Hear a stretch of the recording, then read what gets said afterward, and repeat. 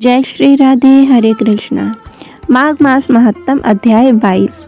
आज इस अध्याय में हम देवज्योति द्वारा जो स्तोत्र उन्होंने गाया था भगवान विष्णु को प्रसन्न करने के लिए, जिससे भगवान विष्णु ने उनको दर्शन दिए, आज हम वो श्रवण करेंगे। लोमश ऋषि कहते हैं कि उस स्तोत्र को पहले गरुड़ जी ने पढ़ा, उनसे मैंने सुना। हे विप्र, ये स्तोत्र अध्यात्म विद्या का सार, पापों का नाश करने वाला है। ये स्तोत्र हिंदी में अनुवादित है। आइए सुनते हैं।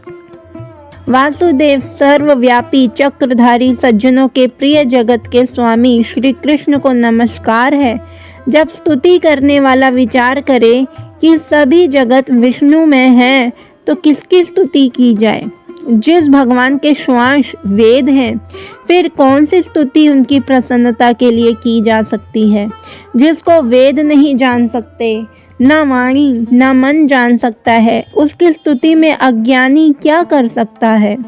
सारा चर अचर संसार जिसकी माया से चक्र की तरह घूम रहा है, इसी से हे प्रभु आप चक्रधारी कहलाते हो। ब्रह्मा विष्णु आप ही हो। सारे संसार को उत्पन्न करने वाले ब्रह्मा को भी आप उत्पन्न करने वाले हो।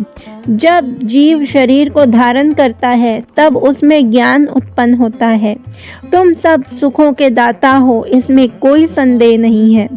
आपसे संपूर्ण सुखों को देने वाली बुद्धि उत्पन्न होती है।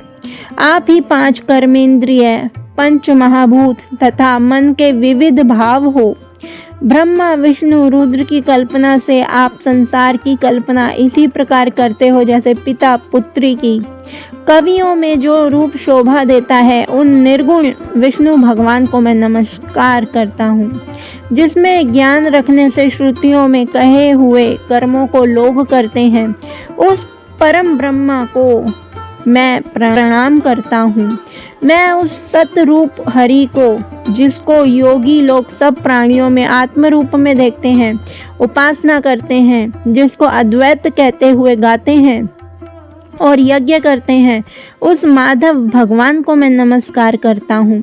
मनुष्यों को माया तथा मोह में पैदा हुए विचित्र आभास, अहंकार तथा ममता को जानकर खो देते हैं, उन भगवान को मैं नमस्कार करता हूँ।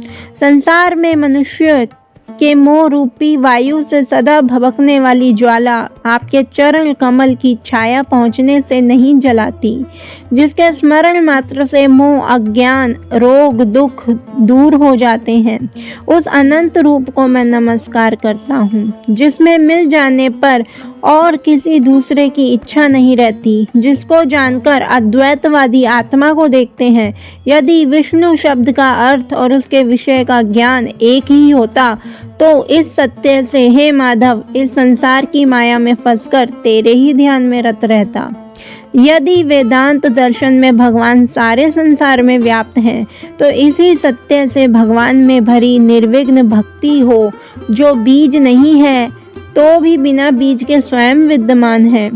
सो वह विष्णु भगवान रूपी रंग से हमारे बीज के टुकड़े टुकड़े को, जो सृष्टि स्थिति तथा लय के लिए ब्रह्मा विष्णु महेश 3 रूप धारण करते हैं और कार्य में सत्य रज और तम इन तीनों गुणों में विद्यमान है, वह भगवान मुझ पर प्रसन्न हो। जो प्राणियों के हृदय रूपी मंदिर में निर्मल देव वास करते हैं, वह भगवान मुझ पर प्रसन्न हो।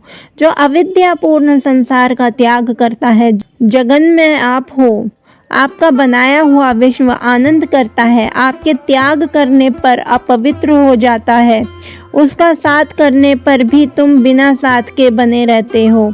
विकार रहित जिनके चारवाक पंचभूत योग से पैदा हुआ चैतन्य मानते हुए उपासना करते हैं। जैन लोग आपको शरीर का परिणाम मानते हैं और सांख्यवादी तुम्ही को प्रकृति से परे पुरुष मानकर ध्यान करते हैं। जन्म इत्यादि से रहित चैतन्य रूप सदा आनंद स्वरूप उपनिषद जिसकी महिमा गाते हैं। आकाश आदि 5 महाभूत देह, मन, बुद्धि, इंद्रियां सब कुछ तुम ही हो।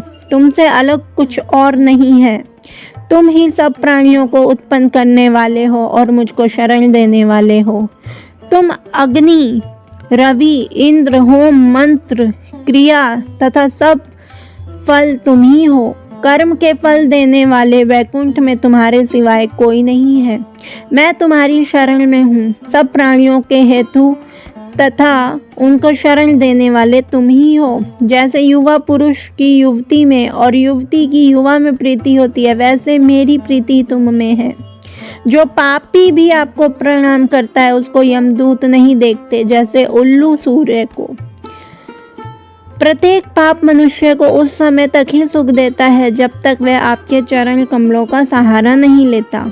जिसको गुण, जाति तथा धर्म को स्पर्श नहीं कर सकते तथा गतियां भी स्पर्श नहीं करती, जो इंद्रियों के वशीभूत नहीं है, जिनका बड़े बड़े मुनि लोग साक्षात नहीं कर सकते, उन भगवान को मैं नमस्कार करता हूँ। जितने ज्ञान रूपी सुंदर गुण हैं, जिन्होंने सुख स्वरूप मोक्ष रूपी लक्ष्मी का आलिंगन किया, जिन्होंने आत्म स्वरूप सुख भोगा है और जिन्होंने ध्यान रूप से मृत्यु को वश में कर लिया है, ऐसे मुनियों से सेवित भगवान को नमस्कार है। जो जन्मादि से अलग हैं, जिनको काम क्रोध आदि दोष दुख नहीं देते, उन वासुदेव भगवान को मैं नमस्कार करता हूँ। जिनके ज्ञान की गति से अविद्या रूपी मल शुद्ध हो जाता है, जिनके ज्ञान रूपी शस्त्र से संसार रूपी शत्रु का नाश हो जाता है, उन दुखों के नाश करने वाले को मैं नमस्कार करता हूँ। जिस प्रकार सब स्थावर जंगम संसार को उत्पन्न करते हैं, इसी सत्य से भगवान मुझको दर्शन दें। इस प्रकार उसकी सच्ची भक्ति को देखकर भगवान ने प्रसन्न होकर उस ब्राह्मण को दर्शन दिए और ब्राह्मण की स्तुति से प्रसन्न होकर तथा उसको वरदान देकर भगवान अंतर ध्यान हो गए और वह ब्राह्मण कृतकृत्य होकर भगवान में लीन हो गया और शिष्यों के साथ स्रोत पढ़ता हुआ तपोवन में रहने लगा। जो कोई स्रोत को पढ़ता है अथवा सुनता है, उसकी बुद्धि पाप में नहीं लगती और ना ही बुरा फल देखता है। इसके कीर्तन से मनुष्य को बुद्धि, मन तथा इंद्रियां स्वस्थ होती हैं। जो भक्ति पूर्वक इसके अर्थ को विचार कर इसका जप करता है, वह वैष्णव पद को प्राप्त होता है। इसके सदैव पढ़ने से मनवांछित कार्य सिद्ध हो जाते हैं। मनुष्य सुपुत्र पाता है तथा धन, पराक्रम और चिरायु प्राप्त करता है। इसके पाठ से बुद्धि, धन, यश, कीर्ति, ज्ञान तथा धर्म बढ़ते हैं। दुष्ट ग्रहों की शांति होती है। यह व्याधियों व अनिष्टों को दूर करता है, दुर्गति से तारता है। इसके पढ़ने से सिंह, व्याघ्र, चोर, भूत, देव, पिशाच और राक्षस का भय नहीं रहता। जो भगवान का पूजन करके इस स्त्रोत को पढ़ता है, वह पापों से ऐसे ही अलग रहता है जैसे जल पंख से कमल। जो इस स्त्रोत को 1 काल, 2 काल, 3 काल पढ़ता है, वह अक्षय फल प्राप्त करता है। जो मनुष्य प्रातः काल इस स्त्रोत का पाठ करता है, वह इस लोक व परलोक में अक्षय सुख पाता है। वेद द्युति का बनाया हुआ ये स्त्रोत भगवान को अत्यंत प्रिय है और भगवान के दर्शन कराने वाला है। योग सागर नाम का यह स्त्रोत परम पवित्र है। जो कोई भक्ति पूर्वक इसको पढ़ता है, वह विष्णु लोक को जाता है। अब पिशाच मोक्ष की कथा कहते हैं। तो आज की कथा यहीं पर ही संपूर्ण होती है। अगली अध्याय की कथा हम कल श्रवण करेंगे। जय श्री राधे।